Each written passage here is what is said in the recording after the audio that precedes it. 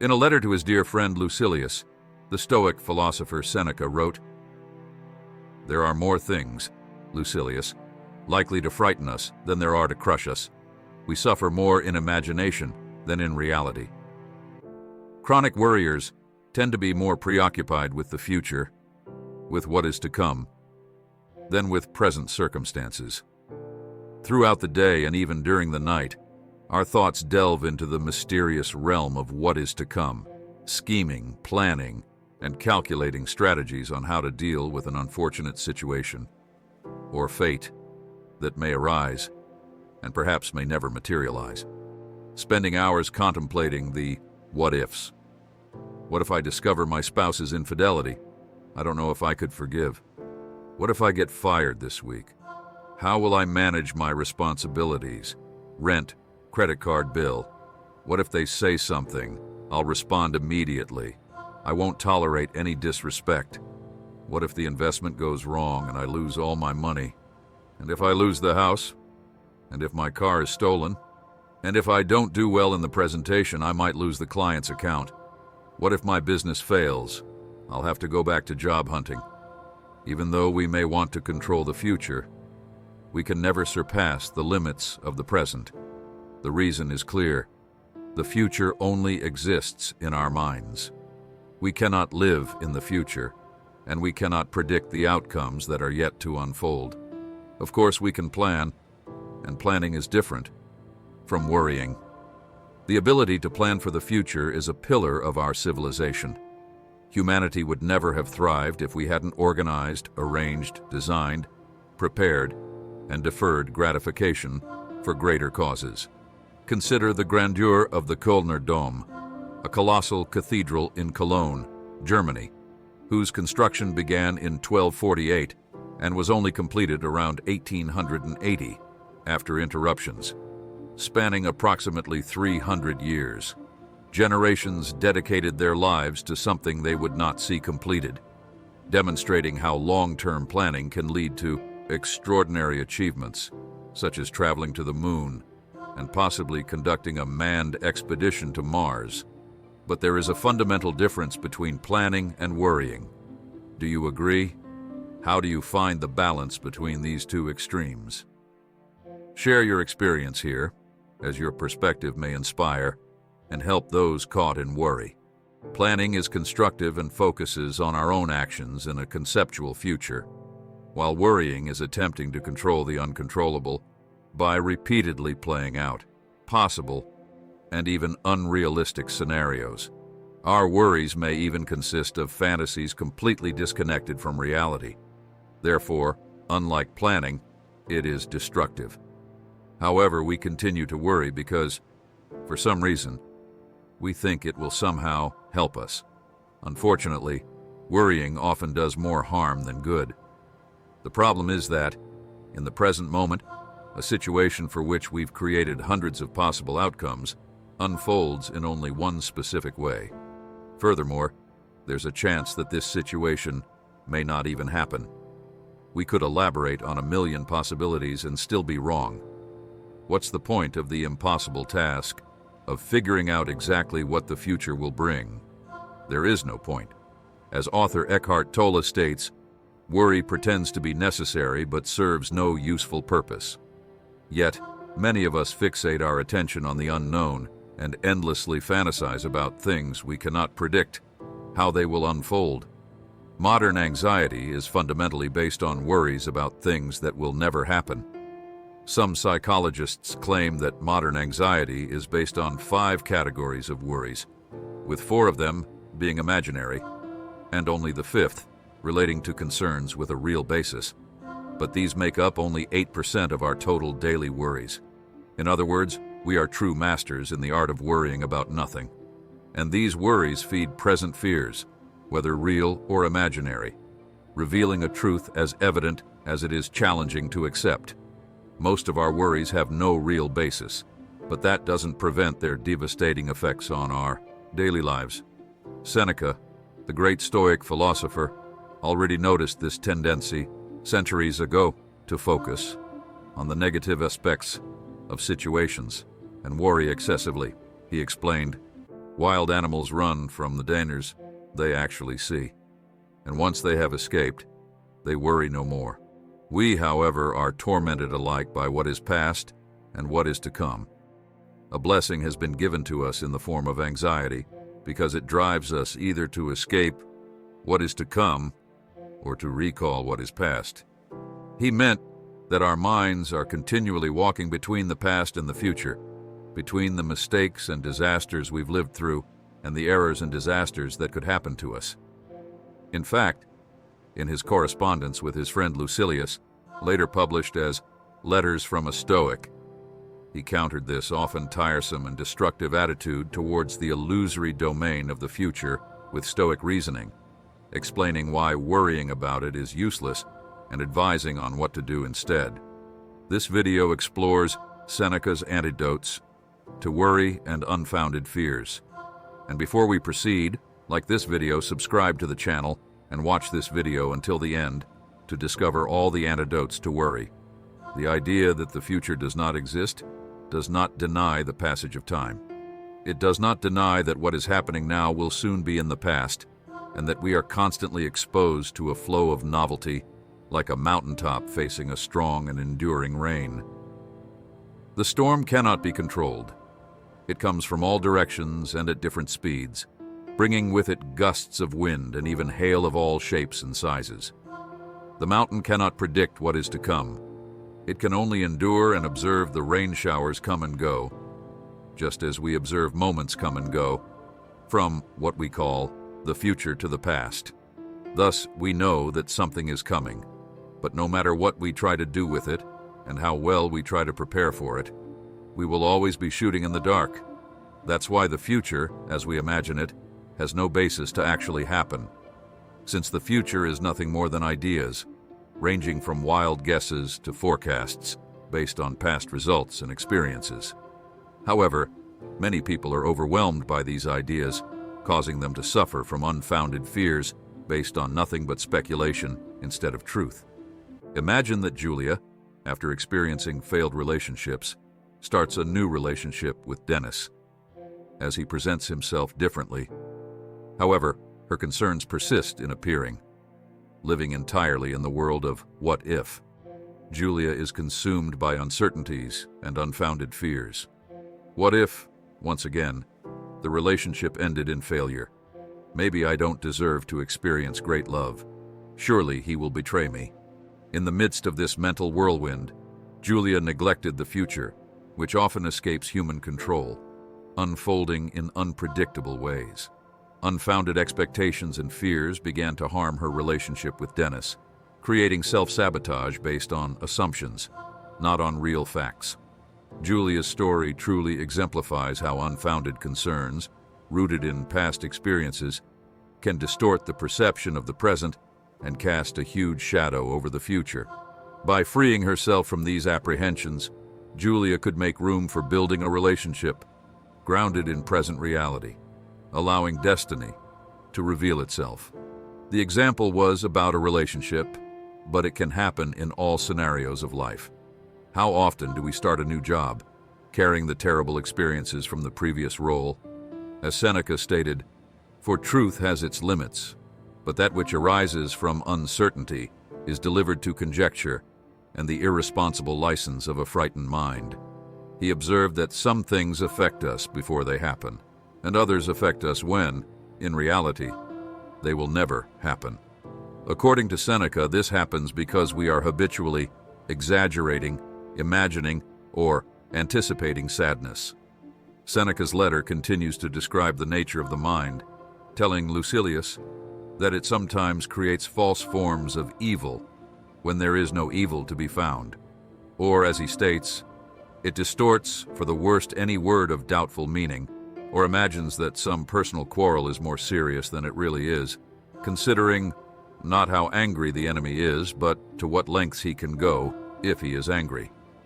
This human habit of worrying is not only unpleasant, there is plenty of scientific evidence suggesting that worrying can make people sick. Literally, this means that although the future does not exist, we are worrying and getting sick because of it. Fortunately, Seneca's writings provide us with antidotes. Are your afflictions real or imaginary? Now, what antidotes did Seneca propose to combat this human habit of worrying? His remedy boils down to strengthening the mind with certain ideas and truths about reality, as well as changing the attitude we adopt towards luck and misfortune. Firstly, he reminds his friend Lucilius of the fact that, although many unfortunate things have overwhelmed him, he has always remained steadfast. So, it seems that somehow, he has always been able to deal with everything that happened to him. When we look at the history of our own lives, we can conclude that what we perceive as an anticipated catastrophe often ends up being different from what we imagined.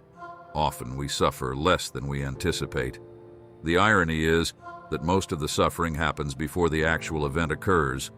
For example, we are anxious about taking a test, and weeks before, we worry about it every day. Will I blank out? Will I mess up? Will I get too nervous? But the anxiety we experience during the test is insignificant compared to what we endure in the weeks before. A root of this fear lies in our beliefs about the consequences of failing the test. We might think, if I fail, my life is over. Or, if I don't pass this test, then it's true what they say. I am truly a failure. But these beliefs are not true simply because the anticipated consequences have not yet happened and cannot be predicted. Even if some catastrophic beliefs about the future are plausible, as long as they are not materializing at this exact moment, why disturb oneself? Or as Seneca stated, you can counter with the question, how will I know if my sufferings are real or imaginary? Here is the rule for such matters. We are tormented by things present or by things future, or by both. As for things present, the decision is easy. Suppose your person enjoys freedom and health, and you suffer no external harm. As for what may happen in the future, we will see later. Today there is nothing wrong with it. In the same letter, Seneca encourages his friend Lucilius to be cautious of external influences when it comes to his personal situation. According to Seneca, it is better to trust ourselves and counsel with our feelings independently, as we know our affairs better than anyone else. We are easily swayed by the opinions and views of others. There are many people with narrow and even delirious views of reality, claiming they can predict the future and promptly planting seeds of fear in our minds, leaving us restless about the situation we are in. Therefore, we must be vigilant not to waste our mental and emotional energy on these bad influences. Seneca urges his friend to consult reason to see if he is not turning what is not an evil into an evil. So the antidote is to carefully discern between imagination and reality. As soon as we discover that our fears are based on irrational thinking, fantasies, or exaggerations, our concerns are unmasked. The problem arises when we want to control the future. To control the future, the mind tries to think of it as if it were the present. The mind somehow believes that by calculating all possible options, it will gain control in the end. If we knew exactly what would happen, then we would indeed have an advantage over our own actions. We would know, for example, when our relationships would end and what actions we would need to take to prosper financially. But the future is still out of control. The only difference is that we already know what happened, making it similar to the past. And we cannot control the past either. The only thing we can control is our own actions in the here and now. One cause of procrastination, for example, is the inability to distance ourselves from the past and the future and focus on the task at hand. In the present moment, we can create a new past and influence the future, but this requires keeping our focus on what we can do now. By breaking a task into manageable parts, we can work on pieces that greatly facilitate focus, forgetting the end result for a while, and thinking only in terms of hours, sessions, or days. This relieves us from the undermining weight of goals that seem almost impossible to achieve while still working on them in the best possible way. Worrying only prevents us from acting, and the more we live in the future, the more our anxiety sabotages our efforts to make a change. As it is written in the Bible, in Matthew 6:34, Therefore, do not worry about tomorrow, for tomorrow will worry about itself. Each day has enough trouble of its own. Or as Seneca says On the Shortness of Life, you are arranging what is in Fortune's control and abandoning what is in yours. What are you looking at? What goal are you striving for? The whole future is in uncertainty. Live immediately. Another antidote that Seneca proposes is a change in attitude towards what is to come. Seneca demonstrates a certain open-mindedness in his letter to Lucilius, urging him not to conclude too quickly about the nature of what fortune provides. Fortune, in this case, refers to the ancient deity, Fortuna, the goddess of chance, luck, and destiny. Looking at our human ignorance not only about what will happen and how these events will unfold, but also about the nature of these events and how exactly they will affect our lives, it is best to be careful when judging fate. In some cases, the bad luck we anticipate does indeed materialize. However, events sometimes take such a radical and unexpected turn that, against all odds, we escape. There is a story that portrays what happens to people who judge based on what they do not know. This story is about an old farmer whose horse ran away. After hearing the news, his neighbors came to visit and said, "What bad luck?" "Maybe," replied the farmer. But the next morning the horse returned, accompanied by 3 wild horses. "That's wonderful," exclaimed the neighbors. "Maybe," replied the old man. The next day, the farmer's son tried to ride one of the wild horses, but he ended up getting kicked and broke his leg. "What a misfortune," said the sympathetic neighbors. "Maybe," replied the farmer. The following day, military authorities came to the village to enlist the farmer's son in the army. But when they saw the broken leg, they let him pass. So the neighbors congratulated the old farmer, saying how lucky he was that his son was spared from the war. The farmer responded, "Maybe." This Taoist story shows that we cannot judge what is desirable or undesirable when it comes to present events because we do not know how things will unfold. Things that seem bad can turn into blessings and vice versa. It makes no sense to wish for specific outcomes if we cannot judge their value. Perhaps losing a job is the best thing that could happen to us. Perhaps losing our money leads us to live a much happier life. We simply do not know. But it is comforting to remember that every problem brings with it an opportunity. "Even bad fortune is fickle," said Seneca. Therefore, his antidote is to keep an open mind about the future, knowing that we cannot judge the nature of an event before it happens, and its consequences are revealed. So, let us carefully consider this matter. Some troubles are likely to happen to us, but they are not present facts. How often the unexpected has happened? How often what was expected has never come to pass? And even if it is ordained to happen, what does it avail to run out to meet your suffering? You will suffer soon enough when it does happen. So meanwhile, look forward to better things. This does not mean that we should deny that bad things can happen. Seneca does not encourage his friend to be ignorant of the terrible fates that may occur. He advocates careful observation. On the one hand, it is imprudent to deny misfortune.